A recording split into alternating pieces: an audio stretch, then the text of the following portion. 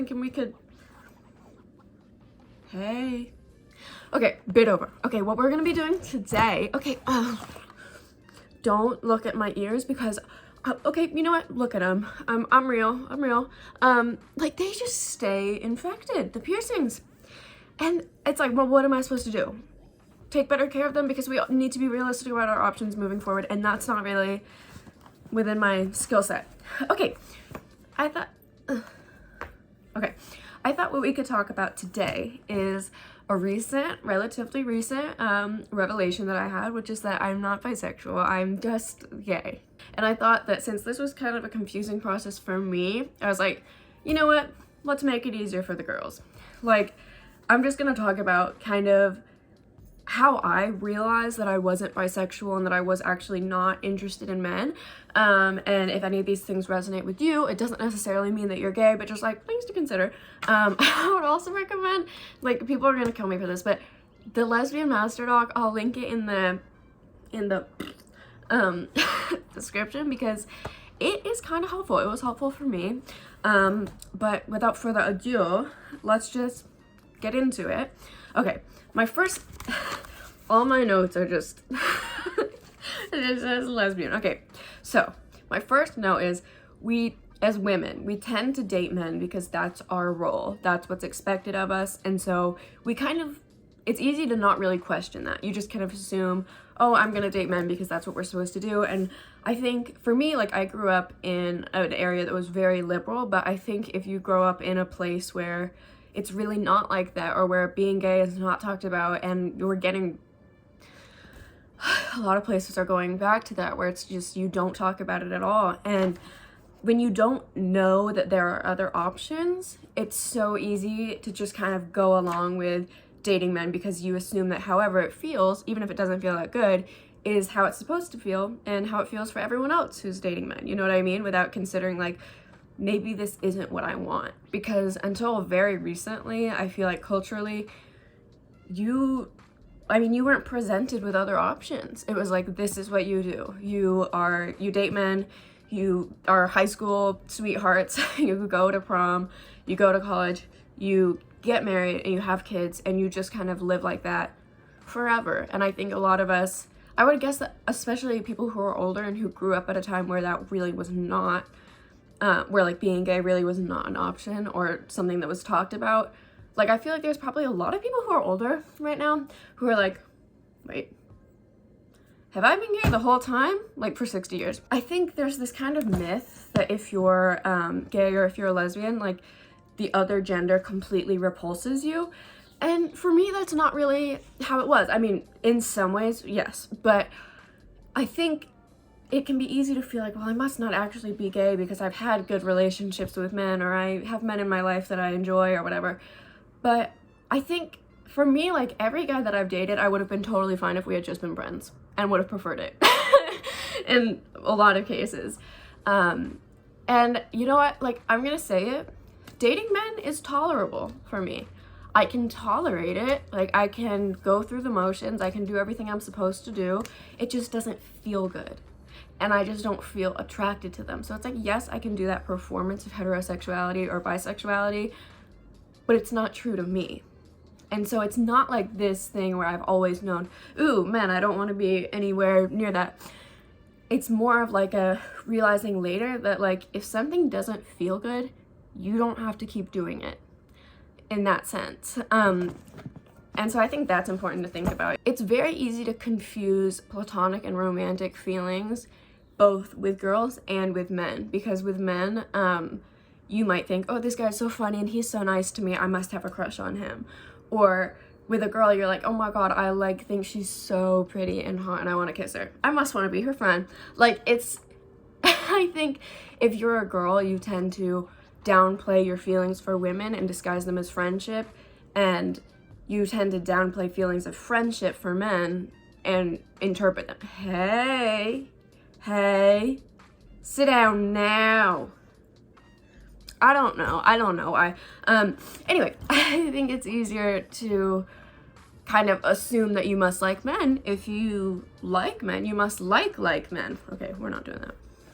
We're not doing the like. And then something else that I noticed is that I felt most myself when I was gay. And in between dating men, I would often have this realization, like, I am gay. I don't want to keep dating men. I don't, like, this doesn't feel good to me. And then I would keep doing it. And I think part of that is the convenience of heterosexuality, because especially in college, like, we kind of present it as this time to be like experimenting and like finding out like who you are and like dating a bunch of people. Hookup culture is a big thing. And I think when someone shows interest in you, you're like, oh yeah, I guess I should date this person. Even though, okay, something interesting is I've always hated it when men called me pretty, or when they said anything about my appearance. It just made me feel like even worse about myself, and it made me feel ugly. So it's like, oh well, that's something to think about. But yeah, sorry I'm kind of shaky today. I don't know why, but I am. But anyway, so I kind of noticed that like the last serious relationship I had was like a couple years ago, and we ended up taking a month-long break just to work on ourselves. And I remember during that break, I was just like, oh my God, like I think I'm a lesbian. Or like, I remember being like, I feel like I'm so much more myself now that we're not together. And I think it's a really big sign if you feel cut off from your most authentic self when you're dating men, because that's how it was for me. I felt like I could never be fully me.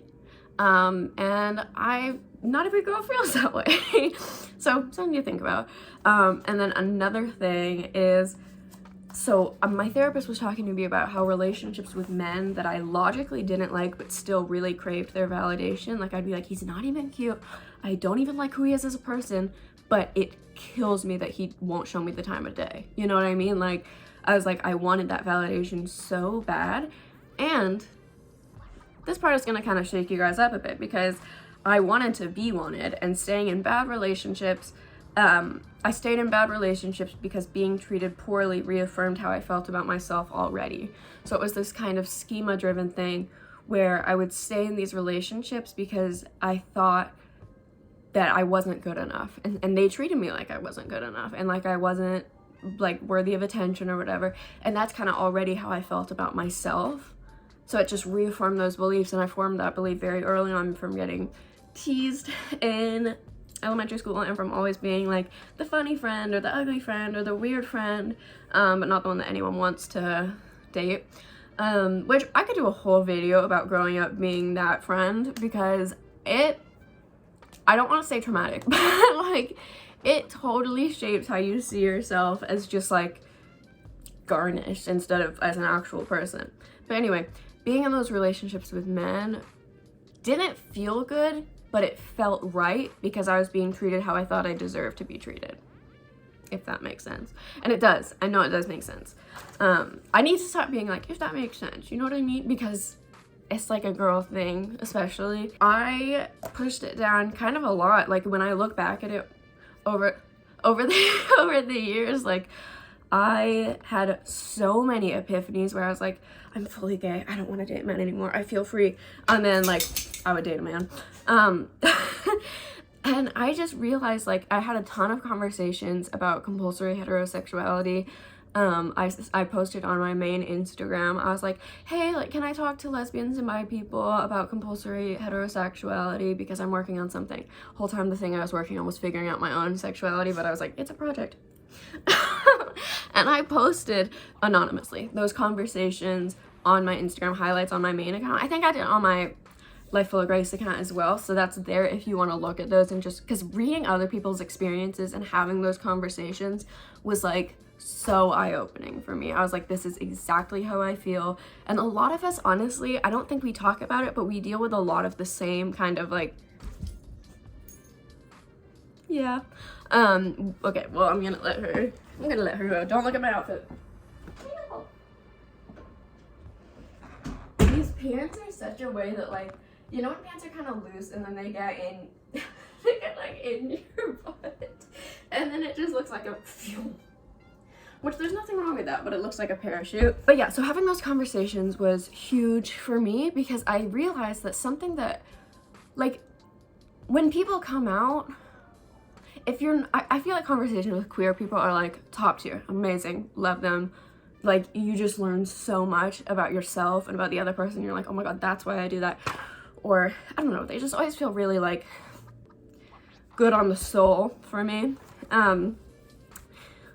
But, yeah, I saw this thing from someone in those conversations where she was like, I gave myself permission to stop dating men, and then I just kind of stopped feeling attracted to them. And that's, like, exactly what happened with me. Like, as soon as I was like, Tinder off for men, or like, I'm not interested in men, I don't care about any of it, I'm so sorry. I honestly just kind of stopped feeling it. And obviously, like, we all deal with some compulsory heterosexuality. Like, sometimes I've talked about this, sometimes I will turn on Tinder for men just to make extra sure that I don't like them, or just to, like, prove it, because you have this, I think a lot of us have this fear of being a fraud or of being wrong, and that can keep us from coming out, because it's like, well, what if one day, 5 years from now, I find a man and I'm like, I love you for real this time, and it's like, literally, so fucking be it. Like, it doesn't matter if, like, we're allowed to be fluid in who we are, and I'm not saying sexuality is always fluid, because for some people it's rigid, but I think it's so okay if you try on different labels, see how they feel, and just wear whichever one feels most true to you. Like, you don't really owe it to anybody else to have to explain yourself if suddenly how you feel changes. And I don't think that the fear of what if I change my mind, or what if I realize this isn't true about me, should keep you from being able to live as your authentic self right now. You know what I mean? Like, that future tripping, because that just cuts you off from being who you are, and that sucks, and it feels terrible. So, yeah, I think if you have any questions about this, I think maybe I'll do a Q&A on my Instagram, or you can also just add them in the comments, because I think not a lot of people, I don't know, I mean, yeah, people do talk about this, but I think talking about kind of the insecurity part, the what if I'm wrong, the whatever, the vulnerable part of it doesn't always get talked about a lot.